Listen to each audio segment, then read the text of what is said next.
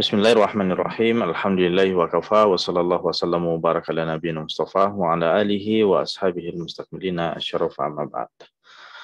Ikhwah dan akhwat sekalian yang sama dimuliakan oleh Allah Azza wa Jal. Alhamdulillah kembali pada kesempatan yang berbahagia ini kita melanjutkan ta'lim kita, ta'lim kitab Safinatun Najah, kitab yang ringkas dalam fikih perspektif mazhab Syafi'i karya Syekh Al-Allamah Salim Ibn Sumayr Al-Hadrami rahimahullahu ta'ala.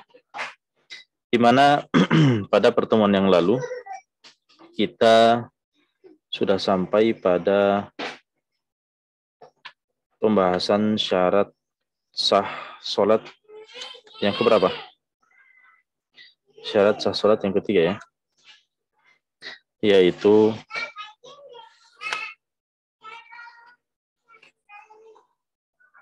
syarat sah salat yang ketiga yaitu satrul aurah. Menutupi aurat. Ya. Kalau tidak salah pekan lalu sempat terputus pembahasannya disebabkan karena hujan dan pembahasan kita belum selesai ya.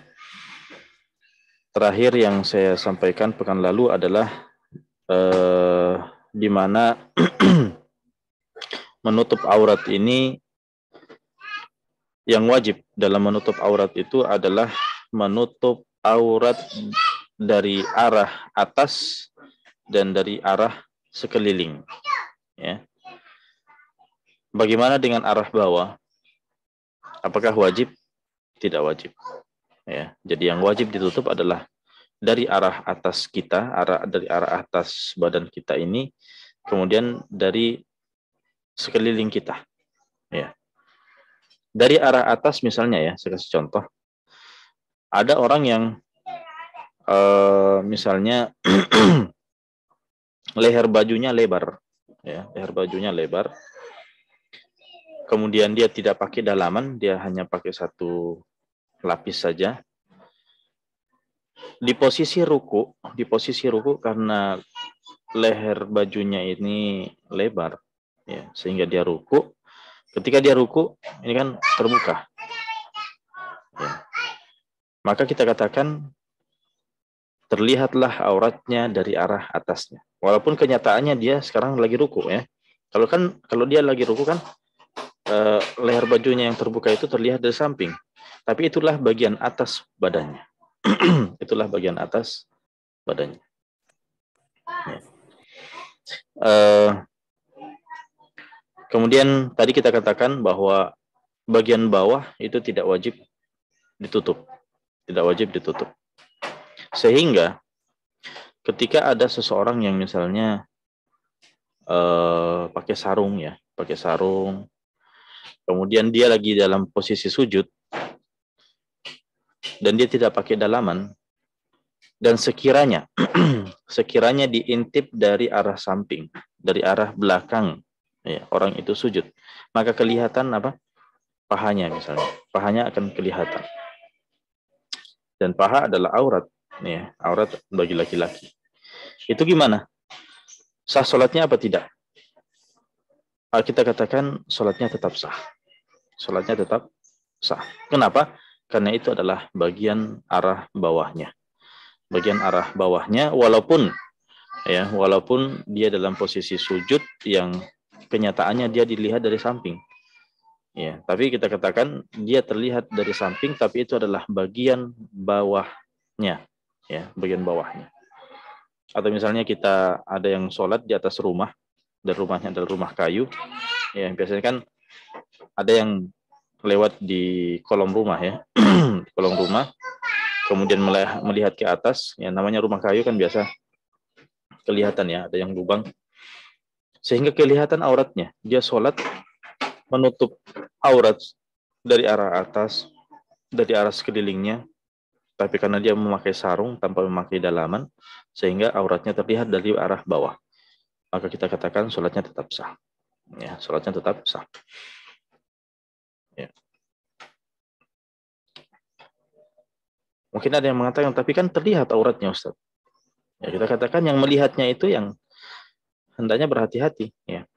Kalau pandangan pertama tidak masalah, tapi kalau pandangan pertama kemudian dilihat terus, atau pandangan mengulangi dengan pandangan kedua, pandangan ketiga, dan seterusnya, maka dia akan berdosa. Ya, dia yang berdosa.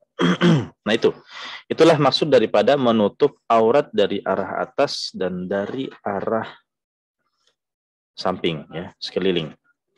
Adapun dari arah bawah tidak. Baik.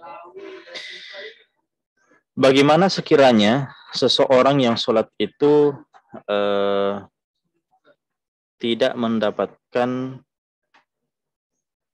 sesuatu yang menutupi badannya, tapi dia hanya mendapatkan misalnya tanah, ya, lumpur, ya, tanah lumpur, itu gimana? Dia tidak mendapatkan kain, ya, dia tidak punya sehelai kain pun, di dalam keadaan telanjang, dia mau sholat, tapi dia punya apa? Dia ada tanah yang basah, lumpur, ya. Maka dianjurkan baginya untuk memakai lumpur tersebut, ya. Untuk apa? Menutup warna auratnya, menutupi warna auratnya. Karena kan dhobit menutup aurat yang kita jelaskan adalah apa? Menutup warna aurat. Itulah dhobit yang pernah kita jelaskan, kan? Ya. Maka kita katakan dia memakai lumpur tersebut untuk menutupi warna auratnya. Ya, lumpur mungkin ada yang katakan itu kan kotor, Ustaz. Kita katakan ya, walaupun kotor tapi bukan najis. Ya, itu bukan najis. Nah, baik. Jadi kalau dia sudah menutupi warna auratnya, ya, dia lihat mana batasan auratnya. Kalau batasan-batasan aurat nanti akan ada pembahasannya khusus, ya, setelah syarat sah salat ini ada pembahasan batasan aurat secara khusus. Baik.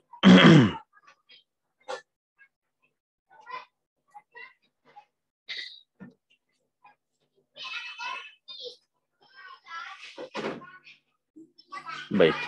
Bagaimana ketika seseorang itu tidak punya sesuatu yang menutupkan auratnya, ya. Tapi dia hanya mendapatkan sedikit saja. Jadi anggaplah dia punya apa namanya, kain tapi sedikit. Maka kita katakan kalau memang tidak bisa menutup seluruh auratnya, maka yang dia dahulukan dengan kain yang sedikit itu adalah bagian kubul dan dubur. Ya, bagian kubul dan dubur. Itulah aurat yang dia dahulukan untuk ditutup. Nah, kenapa kubul dan dubur ini didahulukan atas aurat-aurat yang lainnya? Karena kedua inilah ibaratnya aurat yang berat, ya. Dua inilah dikategorikan sebagai aurat yang berat. Tapi kalau misalnya hanya mendapatkan sesuatu yang bisa menutupi aurat dan dia harus memilih antara kubul dan dubur, itu gimana? Kalau dia harus memilih, kalau bisa menutupi keduanya, kubul dan dubur, dia tutupi keduanya. Tapi kalau misalnya harus memilih kubur atau dubur, ya, disebabkan karena kainnya sangat sedikit, maka kita katakan yang dia dahulukan adalah kubulnya. Ya, yang dia dahulukan adalah kubulnya. Kenapa? Karena kubul inilah yang menghadap ke kiblat. Kubulnya inilah yang menghadap ke kiblat. Nah, alasan yang lain bahwasanya kubul itu tidak tertutup. Dia cirinya memang terbuka, ya. Berbeda dengan dubur. Dubur kan itu cirinya tertutup. Dia rapat, tertutup, ya. Nah, maka didahulukan yang didahulukan yang terbuka, ya, yaitu kubul, ya. Baik. Ikhwan dan akhwat sekalian yang sama dimuliakan oleh Allah Azza wa Jalla. Berikutnya, jadi untuk menutup aurat secara umum kita sudah selesai. Nah, adapun hal-hal yang dianjurkan dalam menutup aurat, ya di sini disebutkan bahwa hendaknya seseorang itu ketika memilih pakaian, dia memilih pakaian yang sesuai dengan urf kaum muslimin. Ya. Jadi pembahasan kita sekarang adalah mana yang layak, ya. Bukan lagi tentang menutup aurat secara khusus. Nah, kalau kita memilih pakaian, pilihlah pakaian yang menurut urf kaum muslimin, ya, dan adat istiadat kaum muslimin, itulah yang kemudian dia dahulukan daripada model-model yang lainnya. Dan tidak tasyabuh kepada orang-orang kufar. Ya. Baik. Kemudian wala yajuzu lirrajuli an yusalliya fi thawbin harir. Ini perkara yang tidak boleh dilakukan oleh laki-laki, ya. Adapun laki-laki tidak boleh memakai pakaian yang berbahan apa? Harir. Ya. Harir itu artinya sutra. Ya. Jadi sutra ini memang tidak boleh dipakai oleh seorang laki-laki. Bahkan sholat di atasnya pun, misalnya dia jadikan sekedar jadi sejadah, ya, itu tetap tidak boleh. Ya. Itu haram dia gunakan. Nah, jadi kalau di luar sholat saja itu perkara diharamkan, maka bagaimana lagi di dalam sholat? Tapi bagaimana status sholatnya? Sekiranya ada laki-laki memakai sutra, dia pakai sutra untuk sholat, ya, yang tadi kita jelaskan hukumnya adalah haram. Nah, kita katakan sholatnya tetap sah. Sholatnya tetap sah, tapi dia berdosa, ya, disebabkan karena memakai pakaian yang diharamkan. Kemudian disunnahkan bagi seorang laki-laki untuk memakai dua kain, ya, an yusalli fi thawbaini. Nah, ya, misalnya ada punya bagian atas, punya bagian bawah, ya, itu disunnahkan seperti itu. Tapi kalau misalnya tidak punya dua kain, fasaubun wahidun, ya, maka memakai satu kain saja. Ya, dia satu kain, dia lilit badannya. Nah, yattazir bihi, tapi dia utamakan dengan model sarungan, ya, dia model sarungan. Kalau memang tidak ada yang menutup bagian atasnya, maka dia dahulukan bagian bawahnya. Ya, yang penting menutupi batasan, ya, auratnya di dalam sholat. Baik. Itu bagi laki-laki. Bagaimana dengan wanita? Wa yustahabbu lil mar'ati an tusalli fi thalathati athwab. Ya, adapun wanita itu memakai apa? 3 kain. Ya. Jadi bagian atas badannya, kemudian bagian bawah, dan jilbabnya. Itu 3 kain. Nah.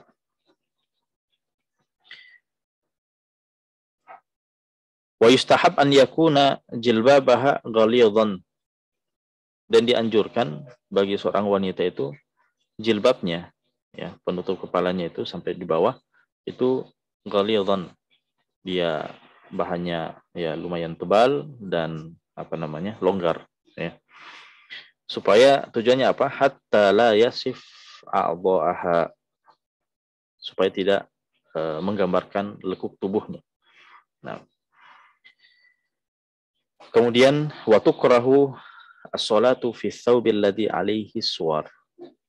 Makruh hukumnya, ya, memakai pakaian yang ada gambar-gambarnya. Ya. Maksudnya gambar di sini gambar-gambar yang rame, ya. Nah, artinya bisa menyibukkan dari kekhusyuan di dalam sholat. Itu illatnya. Baik. Adapun mana batasan aurat bagi laki-laki, mana batasan aurat bagi wanita, ya. Ini kita akan bahas pada pertemuan yang akan datang. Nah, akan ada pembahasan khususnya. Baik. Sekarang kita masuk pembahasan yang keempat. Ya, pembahasan yang keempat dari syarat sah salat adalah warabi'u min syuruti sihhatis shalah istiqbalul qiblati, ya, yaitu menghadap ke kiblat, menghadap ke kiblat. Menghadap ke kiblat di sini lil qadir, bagi yang mampu saja. Artinya yang tidak mampu menghadap ke kiblat maka tidak wajib. Ya, lil qadiri ala istiqbali, ya, yang memang mampu untuk menghadap kiblat. Karena ada keadaan-keadaan yang mungkin seseorang itu tidak bisa menghadap kiblat. Dia terikat dalam kondisi terikat misalnya. Atau dia terbaring sakit, tidak ada yang membangunkannya, tidak ada yang mengubah. Dia tidak bisa bergerak. Nah, itu keadaan-keadaan yang dikecualikan. Nah. Adapun dalil-dalilnya sangat banyak dalam Al-Quran. Fawali wajhaka syataral masjidil haram wa haitsu ma kuntum fawallu wujuhakum syatarah. Ini perintah untuk menghadap ke kiblat. Nah, dan maksud daripada asyatar di sini adalah al-jihad, dan maksud daripada al-jihad di sini adalah al-masjidil haram, dan maksud daripada masjidil haram di sini adalah al-Ka'bah.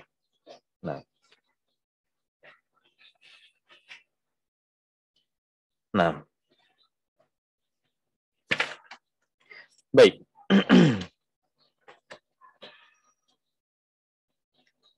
Jadi tidak sah sholat ya tanpa menghadap ke kiblat.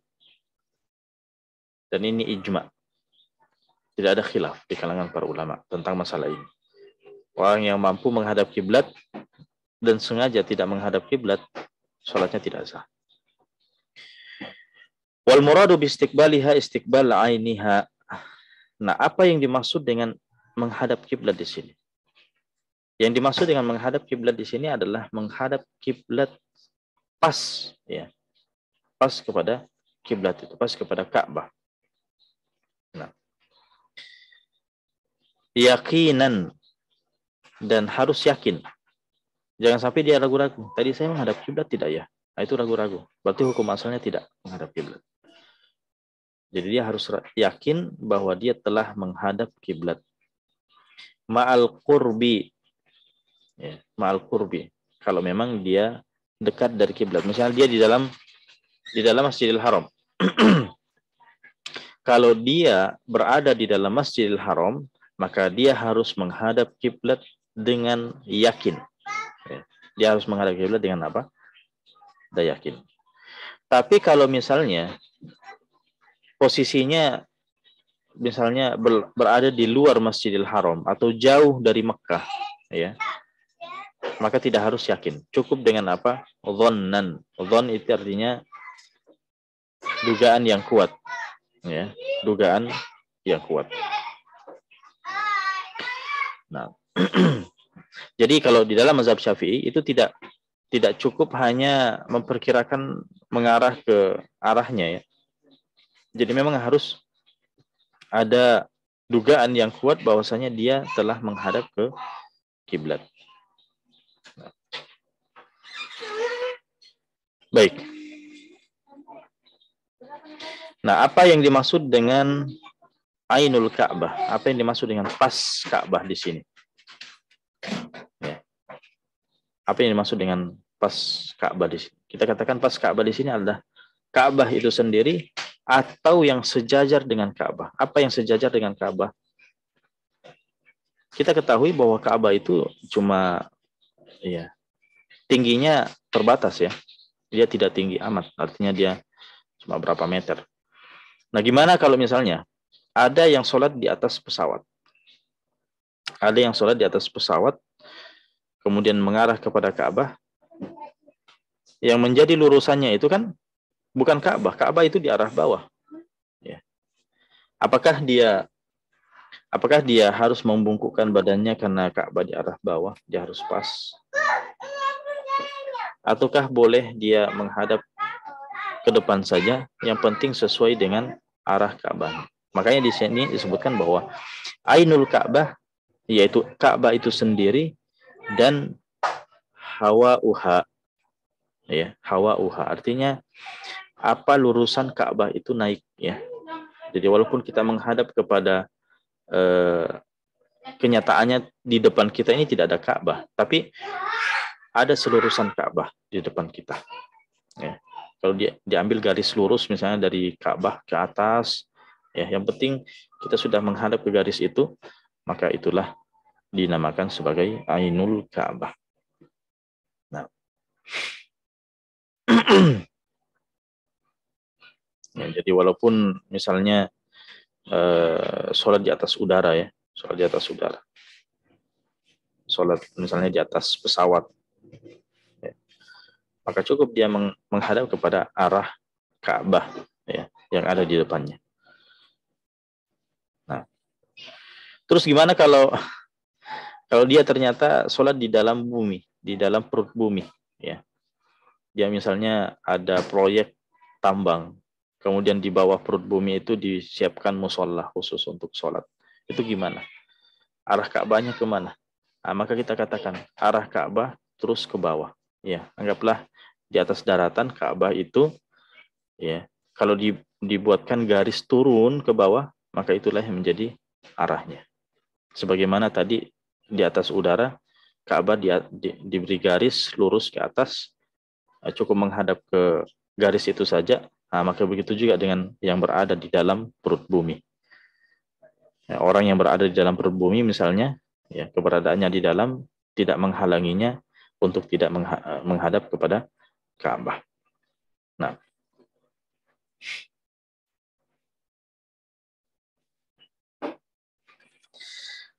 baik. Nah, kemudian walistiqbalul matlub huna yakunu bis-sadr. Dan yang dimaksud dengan menghadap kiblat adalah patokannya di tubuh kita ini menghadap kiblat adalah dada. Ya, dada kita inilah yang menghadap ke kiblat. Ini bagi siapa? Orang yang sholat dalam keadaan berdiri, orang yang sholat dalam keadaan duduk, ya.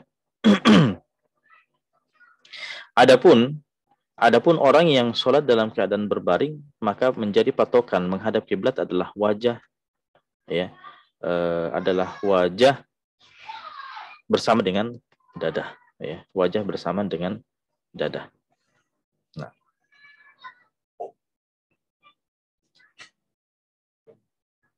itu kalau misalnya dia membaring badannya baring kanan ya, kalau dia baring kanan, wajah dan dadanya. Begitu juga dengan ketika dia membaring kiri, wajah dan dadanya. Tapi bagaimana kalau misalnya dia menghadap ke atas? Ya, maka kita katakan kakinya yang dihadapkan ke kiblat.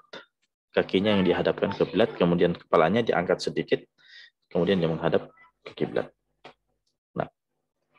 Nah, itulah dhabit daripada menghadap kiblat baik dalam keadaan berdiri, yaitu dengan dada, begitu juga dengan dalam keadaan duduk.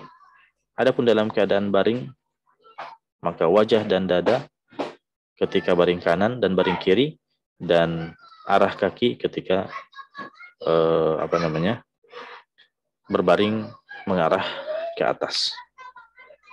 Nah, baik.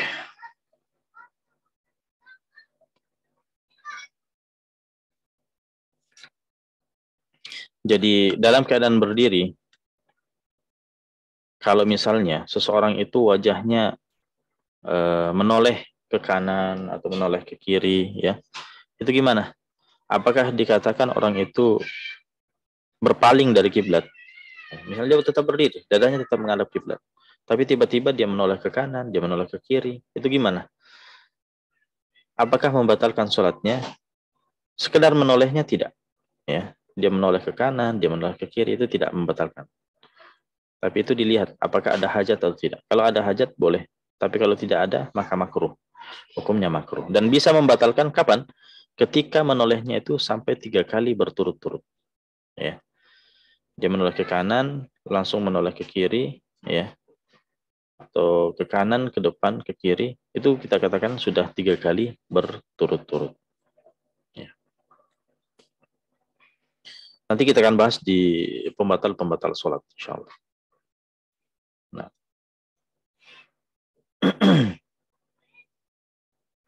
Nah, sekarang di sini ada faedah tambahan, yaitu keadaan-keadaan seseorang dibolehkan meninggalkan menghadap kiblat.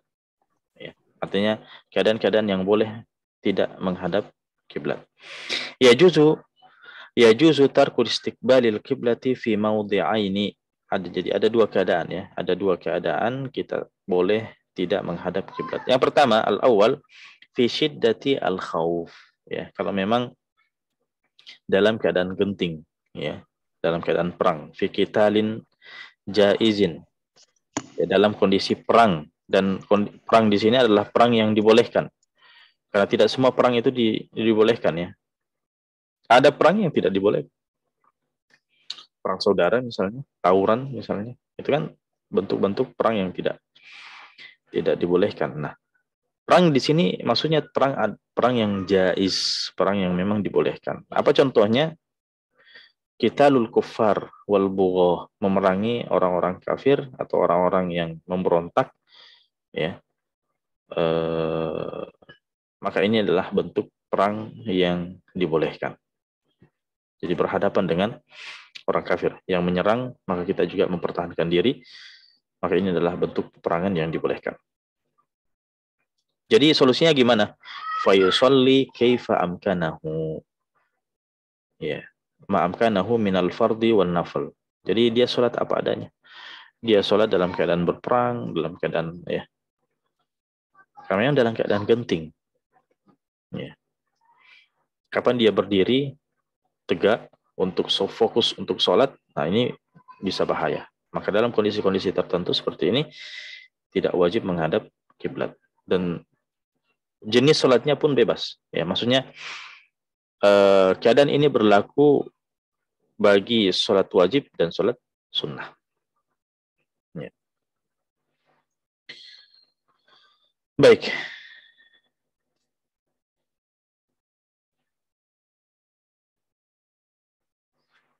Dan dalam kondisi lain juga misalnya, ya, wa mithlul qital al-mubah fi adam istiqbali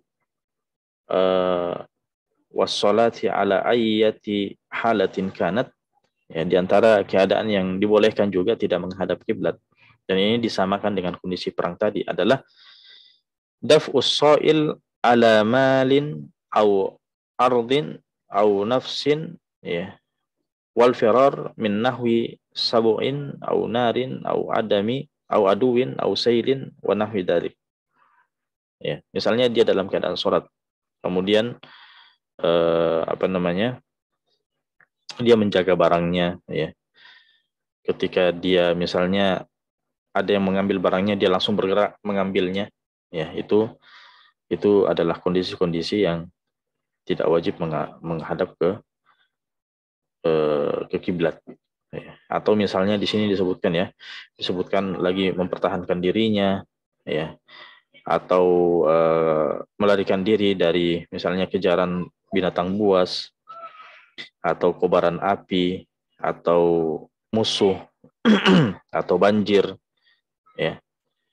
Maka semua kondisi-kondisi ini yang kita memang dituntut untuk melarikan diri darinya, dari mara bahaya tersebut, maka ini adalah kondisi-kondisi yang dikecualikan, ya. Kalau memang seseorang itu sudah sangat sempit, waktu sholatnya sudah sangat sempit, dan dia dalam kondisi seperti ini, maka kita katakan dia sholat dengan apa adanya, ya, tidak menghadap ke kiblat. Karena kalau dia tidak sholat, dia mengakhirkan sampai sholat itu keluar, nah ini itu bukan uzur, ya. Maka kita katakan dia sholat apa adanya. Itu yang pertama. Yang kedua sekarang, wasani minal mawadhi allati yajuzu tarkul istiqbali fiha sholatun nafilah walau muaqqatah kal aidain wal kusyufain wat tarawih wal witir fis safari. Nah, ini kondisi yang kedua, yaitu dan ini khusus sholat sunnah, ya. Ini khusus sholat sunnah. Jadi otomatis tidak masuk sholat wajib di sini, ya. Kalau sholat wajib tadi di kondisi yang pertama itu. Nah, kondisi yang kedua ini khusus sholat sunnah. Walaupun sholat sunnah itu adalah sholat sunnah yang punya waktu tertentu. Karena kan sholat sunnah itu terbagi menjadi dua, ya. Ada sholat sunnah yang punya waktu tertentu, ada sholat sunnah yang mutlak, tidak punya waktu tertentu. Ya, kalau punya waktu tertentu, misalnya sholat id, ya, sholat id, sholat gerhana, sholat tarwih, sholat witir. Nah, ini semua adalah sholat yang punya waktu tertentu. Itu boleh. kemudian tidak menghadap kiblat. Tapi dalam keadaan apa? Fis safar. Kalau dia dalam keadaan musafir. Dalam keadaan musafir. Ya. Ya, dia misalnya di atas kereta, di atas pesawat, di atas kapal misalnya ya, sulit menghadap kiblat, dan dia mau sholat tarwih, dia mau sholat witir, ya, sholat sunnah, maka kita katakan boleh menghadap kemana saja. Ya. Nah,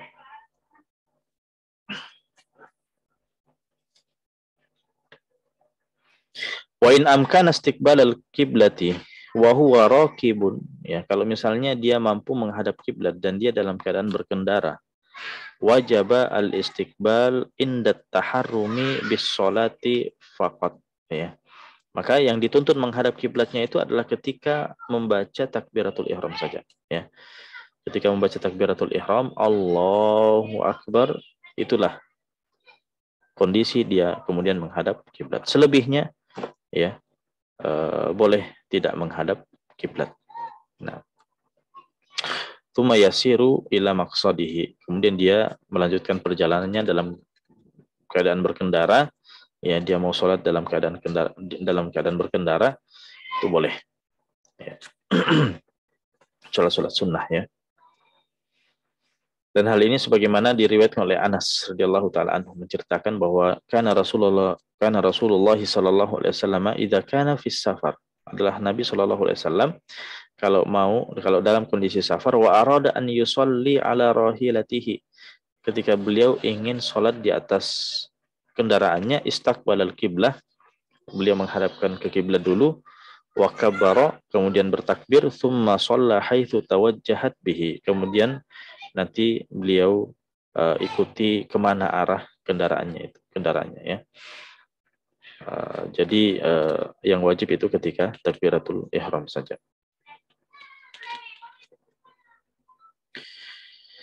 Tapi kalau memang misalnya tidak bisa, ya, hatta misalnya takbiratul ihram itu dia tidak bisa menghadap kiblat, ya, fa illam yumkinuhu fala yushtarat istiqbal, ya. Kalau memang tidak mampu, maka apakah wajib? Tidak wajib, tidak dipersyaratkan, ya. Jadi dia sholat kemana saja arahnya, itu boleh. Nah, baik. Itu kalau dia musafir dalam keadaan berkendara. Amal musafir al-mashi, adapun kalau misalnya safarnya itu dalam berjalan kaki, ya, tidak berkendara, fayajuzu an yusallin nafilata haitsu tawajjaha karrakib, lakin yalzamuhu an yastaqbilal qiblah fi arba'atin mawadhi'. Secara umum boleh dia tidak menghadap kiblat ketika dia sholat, tapi dalam 4 kondisi dia dituntut untuk menghadap kiblat. Apa saja kondisinya itu? Pertama, taharrumuhu, ketika dia membaca takbiratul ihram, Allahu Akbar, dia harus menghadap kiblat. Ya. Setelah itu terserah dia mau menghadap kemana. Yang kedua, ruku, ya, dia harus menghadap kiblat ketika ruku. Ya. Kemudian bangkit dari ruku, terserah dia mau menghadap kemana lagi. Kemudian sujud, ya, sujud, dia harus dituntut menghadap kiblat lagi. Kemudian julusuhu bainas sajadatain, duduk di antara 2 sujud. Wala yajuzu lahul masyi fiha, maka di 4 keadaan ini, ruku, takbiratul ihram, kemudian ruku, kemudian sujud, dan duduk di antara 2 sujud, ini tidak boleh kemudian tidak menghadap kiblat. Artinya wajib, ya. Di 4 posisi ini wajib menghadap kiblat ketika dia safar, tidak memakai kendaraan. Artinya dia cuma berjalan kaki.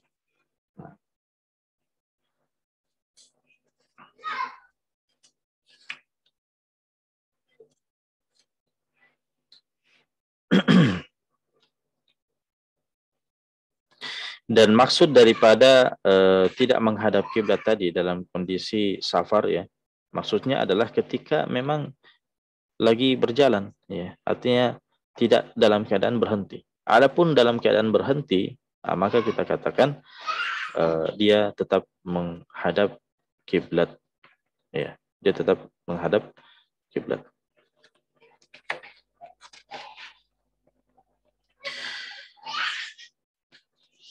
Baik.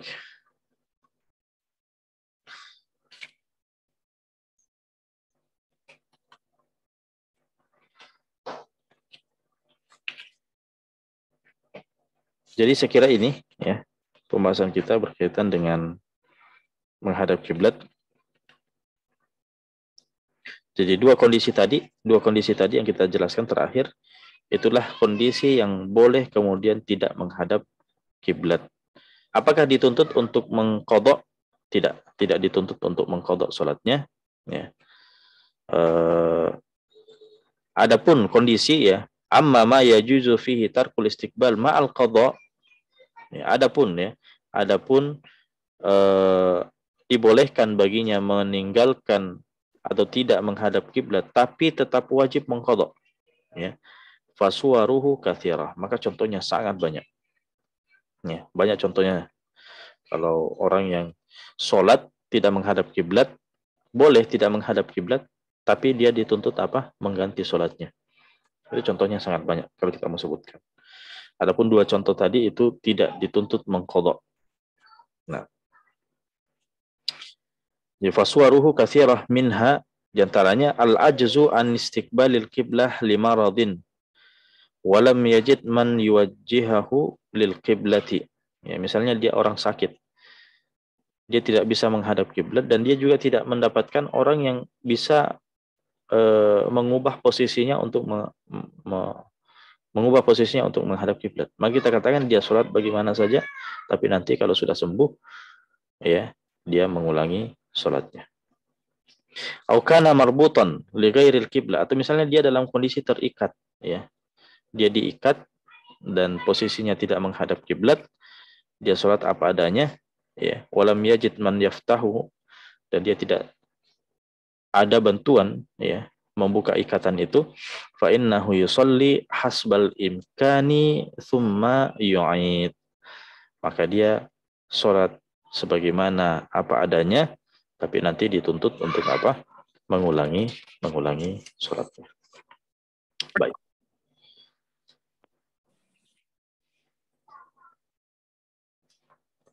Ya.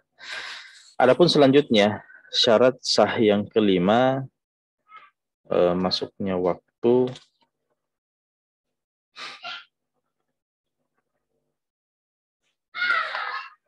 Ya, tidak apa-apa. Kita lengkapi sedikit. Wal khamis min syuruti sihhatis shalah. Adapun syarat yang kelima daripada syarat sah salat adalah dukhulu al-waqt, masuknya waktu. Ya. Masuknya waktu di sini adalah kita benar-benar tahu, ya, kita benar-benar yakin bahwa waktu itu sudah masuk. Ya. Ya. Jadi kita ada keyakinan dalam diri kita bahwa waktu salat benar-benar sudah masuk. Ya. Tapi kalau misalnya dia sulit, ya, dia sulit untuk menentukan, maka dia berijtihad. Dia berijtihad melihat apakah waktu sudah masuk. Nah, ketika dia berijtihad dan ada dugaan kuat bahwa waktu itu sudah masuk, maka dia memakai ijtihadnya. Dia memakai ijtihadnya, ya, kalau memang hasil ijtihadnya itu adalah dugaan yang kuat. Nah, ketika sudah yakin masuk waktu atau sudah ada dugaan kuat bahwa waktu itu sudah masuk, kalau dia beristihad, maka barulah dia memulai apa? Barulah dia memulai takbiratul ihramnya untuk memulai sholat. Tapi kalau misalnya dia sudah memulai takbiratul ihramnya dan dia baru menduga-duga apakah waktu sholat itu sudah masuk atau belum, maka kita katakan sholatnya tidak sah, sholatnya batal. Ya. Jadi memang sebelum melakukan takbiratul ihram ada keyakinan dalam hati bahwa waktu sudah masuk. Kalau belum yakin, maka dia beristihad dan dia memakai dugaan yang kuat. Kalau dia sudah menduga dengan kuat bahwasanya waktu sudah masuk, maka barulah dia memulai takbiratul ihram. Jadi takbiratul ihram itulah menjadi patokan, ya, awalnya sholat yang masuk waktu. Ya. Baik. Tapi gimana kalau misalnya gini? Dia belum yakin. Dia belum yakin bahwa waktu itu sudah masuk. Tapi dia sholat saja. Dia langsung sholat. Ya. Nanti setelah sholat baru dia periksa. Dia mau perhatikan. Apakah sholatnya itu berada di dalam waktu, sudah masuk waktu sholat atau belum. Kemudian dia baru apa? Dia mendapatkan hasil bahwasanya sholatnya tadi benar. Sudah masuk waktu sholat. Tapi dia memulai sholatnya tidak dengan keadaan yakin. Artinya dia langsung sholat saja, ya, tanpa memikirkan waktu. Pokoknya dia langsung masuk sholat saja. Nanti setelah sholat baru dia periksa. Hasil pemeriksaannya adalah sholatnya benar, ya, berdasarkan dengan waktu. Maka kita katakan sholatnya tetap tidak sah. Kenapa? Karena maksud daripada masuknya waktu di sini adalah al-ilm, keyakinan, ya. Kita benar-benar yakin, kita mengetahui bahwa waktu itu sudah masuk, barulah kita memulai sholat. Ya. Jadi bukan kondisinya, ya, bukan kondisi. Jadi walaupun sholat kita itu benar-benar di dalam sudah masuk waktu, tapi kita melakukannya bukan dalam keadaan yakin masuk waktu. Ya, kita tidak memperhatikan waktu, langsung sholat saja. Ya. Dan kenyataannya misalnya benar sudah ada dalam waktu sholat, maka kita katakan tetap dianggap tidak sah. Ya. Wa man shalla biduniha, barang siapa yang sholat tanpa yang kita jelaskan tadi, lam tasih sholatuhu, maka tidak sah sholatnya. Wa in, walaupun waqa'at fil waqti, walaupun sholatnya itu benar-benar berada dalam waktu sholat, ya. Kenapa? Li'adami asyart, karena tidak memenuhi syarat. Karena syarat yang kita maksud di sini adalah al-ilmu bidukhuli al-waqt, yaitu keyakinan bahwasanya waktu sholat itu telah masuk. Nah,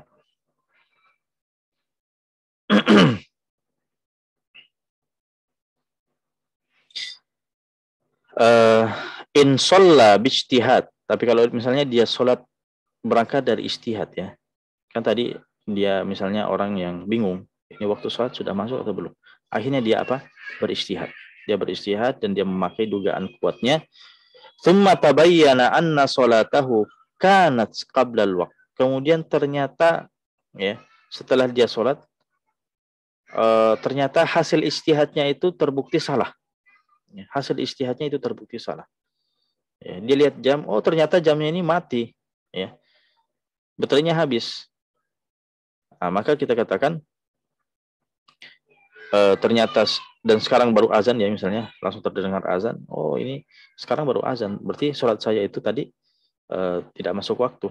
Ya, maka kita katakan in kanat alaihi faitah min jinsiha waqa'at anha wa illa waqa'at naflan mutlaqa. Ya. Maka kita katakan gini. Kalau misalnya dia punya utang sholat, misalnya gini, ya, sholat zuhur, ya. Anggaplah sholat zuhur. Sholat zuhur tadi dia beristihad. Ini waktu sholat zuhur sudah masuk apa belum, ya? Kemudian dia beristihad, melihat jamnya, ini sudah masuk waktu sholat zuhur. Kemudian dia sholat, Allahu Akbar. Setelah sholat, dia lihat jamnya, oh ini jam saya mati. Ya memang menunjukkan jam 12 sekian, tapi ternyata ini mati. Dan barulah terdengar azan. Barulah terdengar azan. Berarti sekarang baru masuk waktu. Sedangkan tadi sholatnya sudah selesai. Nah, maka gimana? Status sholatnya itu gimana?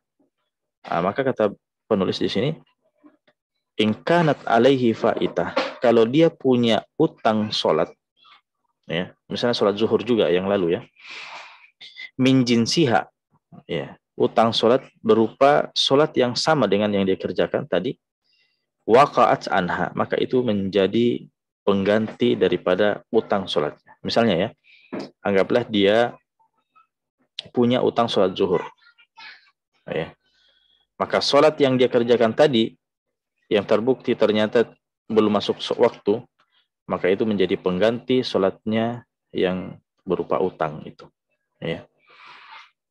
Utang sholatnya yaitu sholat zuhur, sholat tadi itu mengganti. Ya, lunas, dianggap lunas dengan sholatnya tadi.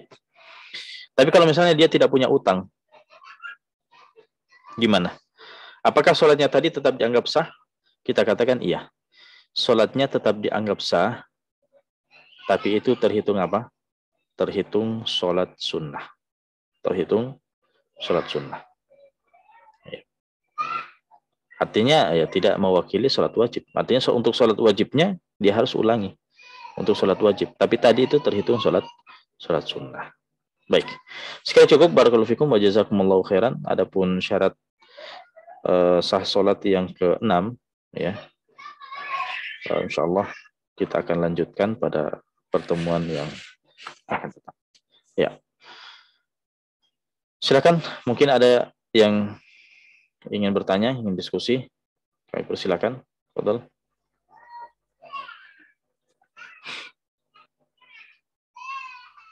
Silakan.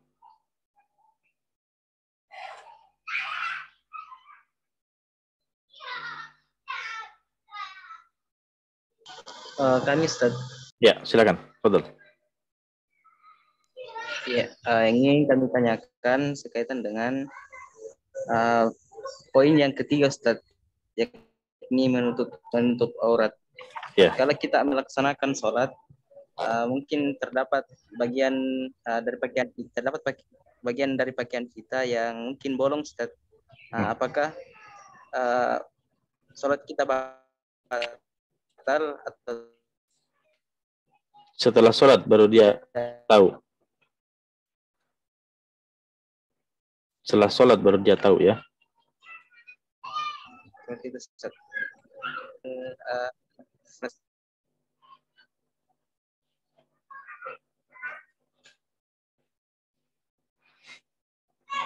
Mana?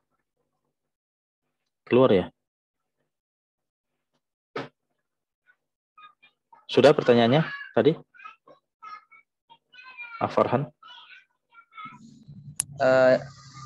Ustaz, misalnya kita sholat, kemudian pakaian kita tidak kita sadari ternyata ada bagian yang bolong Ustaz pada bagian aurat kita. Apakah sholat kita tetap diterima atau batal Ustaz? Baik, bagian bolongnya bagian mana? Arah samping ya? Mungkin iya Ustaz, bagian samping. Bagian samping. Dan di bagian aurat? Nah, Ustaz. Kayak misalnya celana ya, celana misalnya bolongnya itu misalnya bagian betis. Nah, kita katakan itu bukan belum aurat.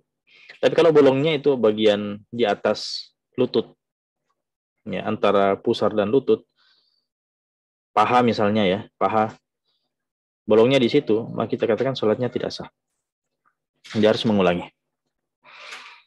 Tapi kalau bolongnya itu baju, misalnya bajunya ya, bajunya yang bolong. Dan bolongnya itu bukan pada bagian atau batasan aurat. Misalnya bolongnya di sini. Ini, bolongnya di sini. Nah, maka kita katakan bolongnya di sini ini belum aurat ya. Aurat kan di bawah pusar, di atas lutut.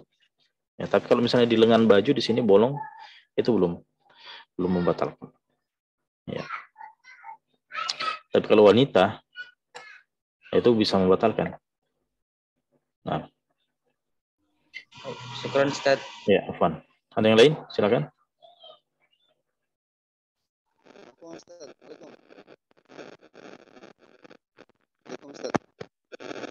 Tidak jelas, suara antum tidak jelas. Ustaz. Ya, silakan. Ustaz, ada saya mau tanyakan. Iya.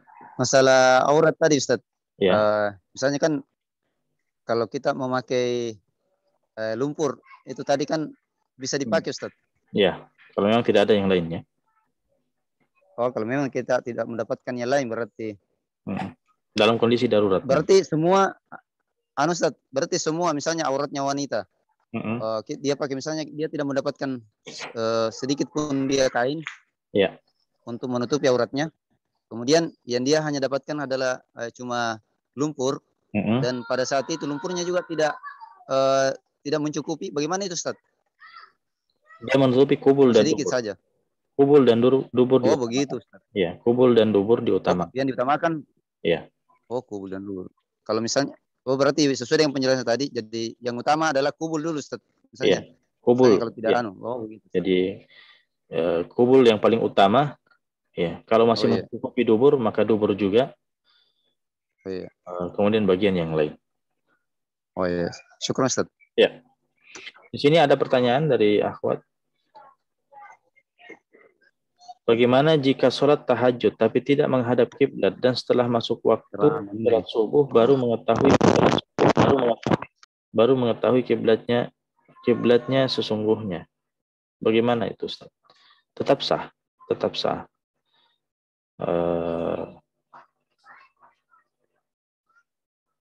Karena memang sholat sunnah secara umum tadi kita katakan tidak dipersyaratkan menghadap kiblat. Ya.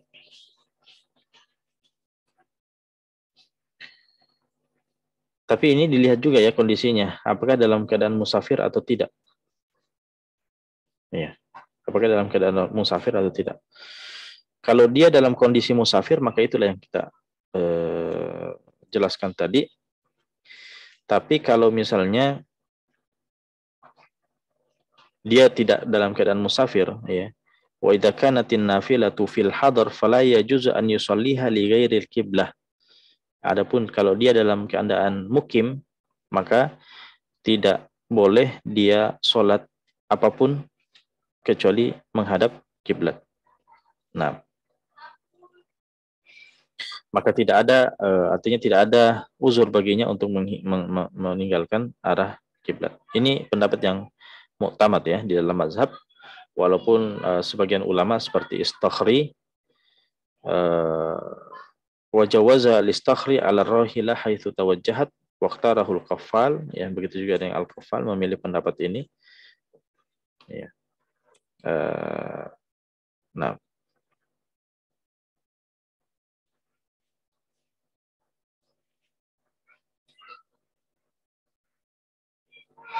jadi memang dalam mu'tamad mazhab ya hanya dalam keadaan berkendara, ya hanya dalam keadaan berkendara, safar ya. Adapun selain itu tetap dituntut untuk menghadap ke kiblat. Jadi kalau kita lihat pertanyaannya ini, kita rinci. Kalau memang dia dalam keadaan musafir dan tidak dalam keadaan kendaraan berjalan, sah-sah saja. Tapi kalau misalnya dia dalam keadaan mukim, maka kita katakan tidak sah, tidak sah. Tapi solusinya kalau memang itu tidak sah, maka apakah boleh diqadha? Ya, sholat sunnah secara umum boleh diqadha, walaupun tahajud. Ya, dia sholat tahajud ternyata terbukti tidak sah, maka kita katakan boleh mengqadha tahajudnya, walaupun di siang hari, Karena secara umum dalam mazhab Syafi'i semua sholat yang punya waktu tertentu jika luput boleh diqadha, di waktu yang lain. Ya, waktu duha diqadha di waktu malam misalnya, boleh, sah. Baik. Apa nih Ustaz? Kalau misalnya tadi bersambung dengan kalau misalnya dia sudah berijtihad yang tadi sholat tahajud dia sudah berijtihad bahwa ini kiblatnya. Tapi nanti setelah subuh baru dia tahu ternyata salah kiblatnya. Iya. Tetap juga tidak sah. Sama. Iya. La ibrata liman khata'a fi ijtihadi. Jadi ijtihad itu kalau sudah diketahui salahnya, ya maka tetap tidak dianggap. Nah, Ustaz. Kemudian bagaimana kalau sedang sholat lalu tersingkap aurat tanpa sengaja? Ini sudah kita jelaskan yang lalu ya. Kalau disebabkan karena angin tersingkap, kemudian langsung ditutup, ketika itu juga, maka tidak membatalkan sholat. Tapi kalau misalnya menutup aurat, ketika tersingkap di dalam sholat, ya, ada jeda waktu, dia tidak langsung menutupinya, maka membatalkan sholatnya. Nah. Baik, di sini ada pertanyaan lagi. Bagaimana status sholat ketika kita berada di saf pertama, sholat berjamaah, dan kita ingin buang angin? Oke. Akan tetapi tidak ada jalan untuk keluar karena saf yang full. sehingga kita menahannya sampai sholat selesai. Hukumnya makruh, ya. Menahan angin atau buang air, ya, baik itu buang air kecil atau air besar, menahannya di dalam sholat itu hukumnya makruh. Hukumnya makruh.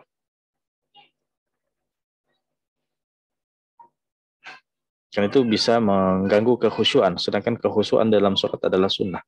Menghilangkan sesuatu yang sunnah adalah makruh. Makanya menahan itu makruh.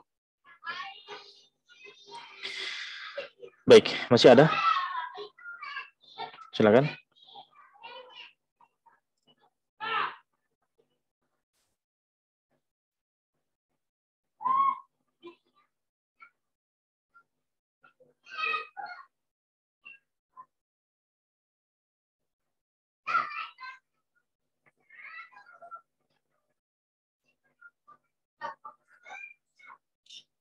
Tidak ada lagi?